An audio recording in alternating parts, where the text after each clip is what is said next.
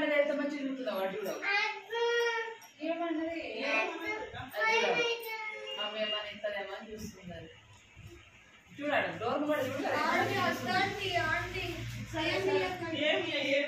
Hello everyone, welcome back to my new vlog. And friends, ఇంకపోతే ఇవాళ video వచ్చేసి శ్రావణ శుక్రవారం వీడియో అన్నమాట. సో నేను వచ్చేసి ఇంకా మా మరిది వాళ్ళ ఇంటికి అయితే వెళ్ళాను. సో వీడియో అయితే స్కిప్ చేయకుండా ఎండ్ వరకు చూసి ఒక లైక్ చేయండి.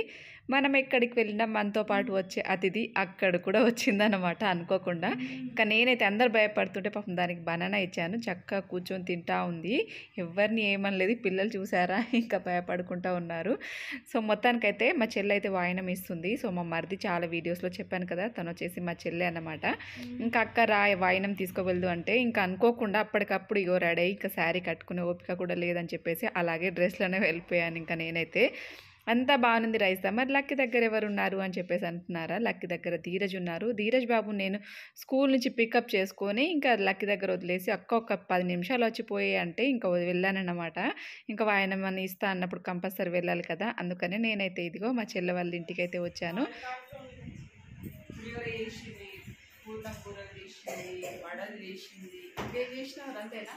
ఇంకా చేసిన సీర కూడా చేసిందట. మీ అమ్మవారిని కూడా ఒక వీడియో తీసుకురాము. అండ్ ఇంకా చెల్లి అయితే ఇదిగో వరలక్ష్మి వ్రతం అమ్మవారి డెకరేషన్ అయితే ఇలా సింపుల్గా చాలా బాగా చేసింది. నేను లోపలికి ఏం వెళ్ళలేదు కానీ చిన్నగా అయితే వీడియో క్యాప్చర్ చేసుకురంటే వీడియో క్యాప్చర్ చేసుకొచ్చారు. ఇంకా చెల్లి దగ్గర వాయినం తీసుకున్న తర్వాత నెక్స్ట్ అయితే ఇదిగో పక్కనే ఉన్న అక్క వాళ్ళ ఓనర్ అన్నమాట. ఇంకా అక్క కూడా పిలిచింది. ఎప్పుడెప్పుడు వస్తానా అని మార్నింగ్ నుంచి వెయిట్ చేస్తూ ఉన్నారంట. అప్పటికే 2-3 టైమ్స్ ఫోన్ చేసింది. ఇంకా నాకు కుదరదు, లక్కీ దగ్గర ఎవరు లేరు మరి అని చెప్పేసి అన్నాను. మా మరిది అన్నాడు కదా, లక్కీ దగ్గర ఎవరు లేరని నాకు చెప్తే ఒక మాట నేను లక్కీ దగ్గర వచ్చి ఉంటుంటే కదా, మరి నువ్వు వాయినం తీసుకోవడానికి వస్తూ కదా వదిన అని చెప్పేసి అన్నాడు. చాలా హ్యాపీగా అనిపించింది. ఫ్యామిలీలో అందరూ సపోర్ట్ చేశారు. ఈవెన్ మా మరిది కానీ అన్నయ్యలు అందరు ఇంకా ప్రతి ఒక్కరు కూడా ఇంకా మన పరిస్థితులు అర్థం చేసుకొని అందరూ హెల్ప్ చేస్తారు. చేస్తారా చెయ్యరా మాట పక్కన పెడితే ఆ మాట అంటారు చూసారా, దానికి చాలా హ్యాపీగా అనిపిస్తుంది అన్నమాట. కదా ఇంకో ప్రసాదం పిల్లల కోసం ప్రసాదం పెట్టించింది. ఇవన్నీ వాయనం కోసం ఇచ్చినవి.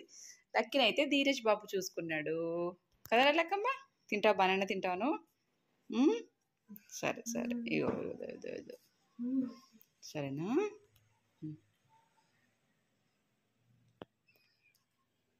సో చూసారు కదా, ఇంకా ఇంటికైతే వచ్చేసిన. ఇంకా లక్కీకి ఇదిగో బనానా పెడుతున్నా. ధీరజ్ ట్యూషన్ టైం అవుతుందంటే ఇంకా నేను ఆగం కొంచెం తొందరనే వచ్చేసిన. ఎందుకంటే ఇంకా ధీరజ్ కూడా కాసేపు ఆడుకుంటా మమ్మీ బయట, మళ్ళీ ట్యూషన్ టైం అవుతుంది నా ఫ్రెండ్స్తో ఆడుకుంటా అంటే ఒక 20 నిమిషాల్లో అంతా కంప్లీట్ చేసుకొని నేను ఇంటికి వచ్చేసిన. సో అది ఇంకా కాసేపు ఒక 1/2 అవర్ అట్లీస్ట్ 1 అవర్ వరకు చూసుకుంటాడు ధీరజ్. నేను ఎటైనా బయటికి వెళ్ళినప్పుడు చిన్న వర్క్స్ మార్కెట్లో ఇక్కడ లోకల్ ఏదైనా పని ఉంటే అట్లీస్ట్ ఒక 1 అవర్ అయితే ధీరజ్ లక్కీని హ్యాండిల్ చేస్తాడు. చాలు ఆ 1 అవర్ అయినా హ్యాపీగా ఫీల్ అవ్వడానికి అలాగా. సో అందుకని చెప్పేసి మొత్తానికి ధీరజ్ ఇప్పుడు నేను రాగానే బయటికి వెళ్ళిపోయింది, జంపింగ్ ఆడుకోవడానికి వెళ్ళిపోయింది కాసేపు. వద్దా వద్దా కొంచెం ఇంకొంచెం వద్దా? లక్కీ కూడా బనానా వద్దంట, తినట్లేదు.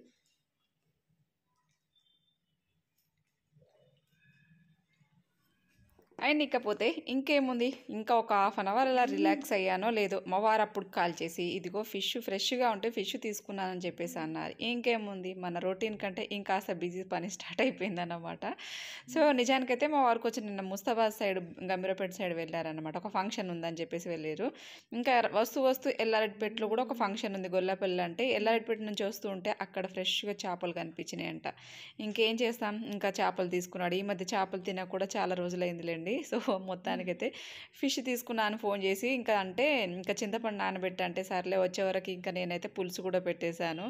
ఈ పులుసు పని అయిపోతే చేపలు కడిగి పెట్టడం కొంచెం ఈజీ, కానీ ఈ పులుసు పని పెద్ద ప్రాసెస్ ఉంటుంది. ఇంకా వచ్చే వరకు నేను కూడా ఇదంతా రెడీ చేశాను పులుసు. ఇంకా 2 kg ఫిష్ తీసుకున్నా అన్నాడు, కొంచెం పిల్లల కోసం ఫ్రై చేసేద్దాం. ఇంకా 1.5 kg అట్లా ఇంకా క్లీన్ చేసే వరకు 1.5 kg అవుతుంది అనుకోండి. హాఫ్ ఫ్రై చేసుకోవచ్చు, కర్రీ చేసుకోవచ్చు అని చెప్పేసి.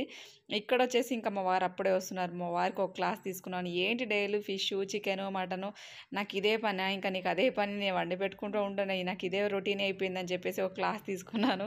ఆ వాయిస్ తీసేసాను అనుకోండి, మా వారు మళ్ళీ ఫీల్ అవుతారని చెప్పేసి. సో మొత్తానికి ఎట్లా తీసుకొచ్చినావు అట్లా నువ్వే క్లీన్ చేయని చెప్పేసి మా వారికి చిన్నగా పనిష్మెంట్ అయితే ఇచ్చాను. ఎప్పుడు డైలీ నేను కడిగి మంచిగా వండి పెడుతుంటే టైంకి వచ్చి తినడం కాదు, అప్పుడప్పుడు ఇలా కడిగితే తెలుస్తుంది పని ఎంత హార్డ్ వర్క్ ఉంటుందో. ఫిష్ కడగడం ఎంత వాళ్ళు కడిగిచ్చినా కానీ మళ్ళీ మనం కడుక్కోకుండా అయితే నీట్గా అలాగే చేయలేం కదా, అంత కౌసు వాసన వస్తుంది. ఇంకా అన్నారు నా చేతులన్నీ గర్గర్కు అయినాయి, మొత్తం అంతా ఇట్లా కుచ్చుకున్నట్టు అయిపోయినాయి అని చెప్పేసాను. మరి ఎప్పుడు నేను కడిగి పెడుతుంటే నీకు హ్యాపీగా అనిపిస్తుంది కదా, మంచిగా వచ్చే టైంకి తింటావు కదా, ఈసారి ఇలా ఉంది అని చెప్పేసి అన్నాను. సో పాపం తను కూడా ఏమనలేదు. కాసేపు ఫిష్ అంతా కడిగేసి ఇంకా ఇదిగో పులుసులు వేసాను. కొన్ని అయితే ఫ్రై కోసం ఇదిగో ఆల్రెడీ మ్యారినేషన్ చేసి ఒక హాఫ్ అన్ అవర్ డీప్ ఫ్రిడ్జ్లో పెట్టిన తర్వాత ఫిష్ ఫ్రై కూడా చేసేసాను. మొత్తానికి ఈ ఫిష్ ఫ్రై ఒక వాయికే ఉంచాను నేను అంతే, ఎందుకు డబుల్ పని చాలా వర్క్స్ ఉంటుంది కదా అని చెప్పేసి. మొత్తానికి ఫిష్ ఫ్రై అయిపోయింది, చేపల పులుసు అయిపోయింది, తినడానికి మేము రెడీ అన్నమాట. మా వారిదిగో ఆల్రెడీ తింటూ ఉన్నారు, తనకి ఏదో ఫ్రెండ్ ఫోన్ వస్తే ఫోన్ మాట్లాడుకుంటూ తను తింటున్నారు. ధీరజ్ బాబు పక్కన ఏం చేస్తున్నాడో చూడండి, ఎవరో తన ఫ్రెండ్ ఒక పక్షి ఇస్తా అన్నాడంట, అయితే దానికోసం అయితే బాక్స్ ప్రిపేర్ చేస్తున్నాడు ధీరజ్. తినరా అన్న కూడా ఇంత కూడా టైం వేస్ట్ చేయకుండా ఇంకా ఏదో వాడి పనిలో వాడుంటాడు. ధీరజ్కి ఇలాంటివన్నీ చాలా ఇంట్రెస్ట్. ధీరజ్ బెడ్రూమ్ టూర్ చేసి చూపిస్తాను, బెడ్రూమ్ మామూలుగా ఉండదు ధీరజ్ది. ఈసారి ఎప్పుడన్నా ఫీల్ ఉన్నప్పుడు తప్పకుండా చూపిస్తాను, మామూలుగా ఉండదు. మొత్తం కూడా అన్ని మెకానికల్ పనులే ఉంటాయి ధీరజీ. సో మొత్తం ఫుల్గా రచ్చ ఉంటుంది, రూమ్ అంతా చిందర వందరగా ఉంటుంది.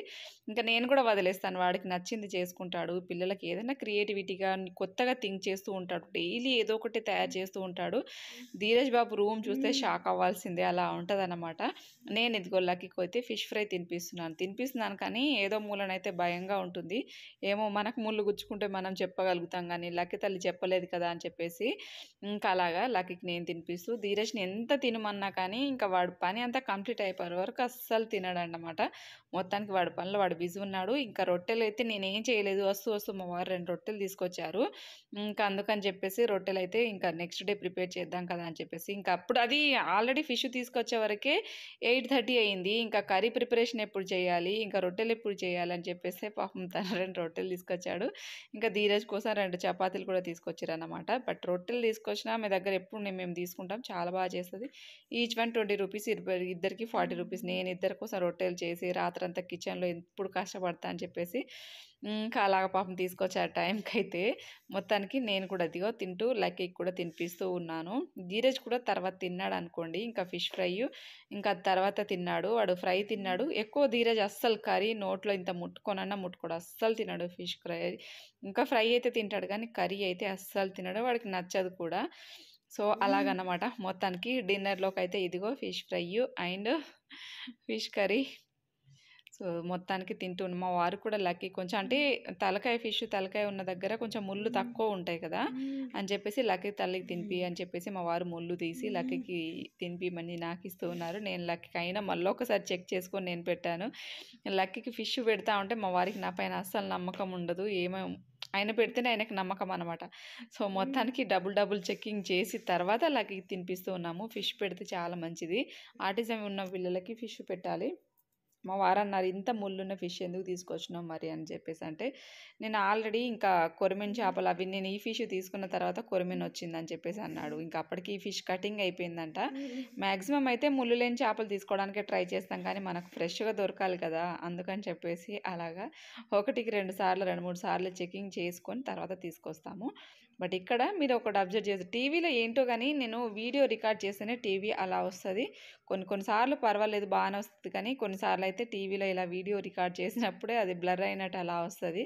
బట్ ఇప్పుడే ఎందుకు టీవీ 4 రోజులు అయితే మనం కొత్త ఇంటికి షిఫ్ట్ అవుతాం కదా, ఇంకా ఇవి టీవీలు ఇవంతా ఎందుకు సెట్టింగ్ అంత అవసరమా అని చెప్పేసి అలాగా పోస్ట్పోన్ చేస్తూ ఉన్నాము. బట్ ఇంకో 1 ఇయర్ వెయిట్ చేయాలనుకోండి, మోస్ట్లీ అంత త్వరగా అయ్యే పని అయితే కాదు.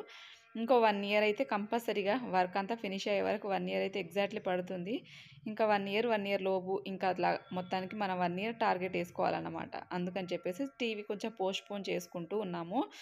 సో చూసారు కదండి ఫ్రెండ్స్ ఇవాల్టి వీడియో. ఐ హోప్ మీ అందరికీ నచ్చిందని అనుకుంటున్నాను. వీడియోకి అస్సలు లైక్ చేయట్లేదు, లాస్ట్ 2-3 వీడియోస్ నుంచి వ్యూస్ లేవు. ప్లీజ్ దయచేసి వీడియోకి ఒక లైక్ చేయండి, సబ్స్క్రైబ్ చేసుకోండి, సపోర్ట్ చేయండి. Thank you for watching.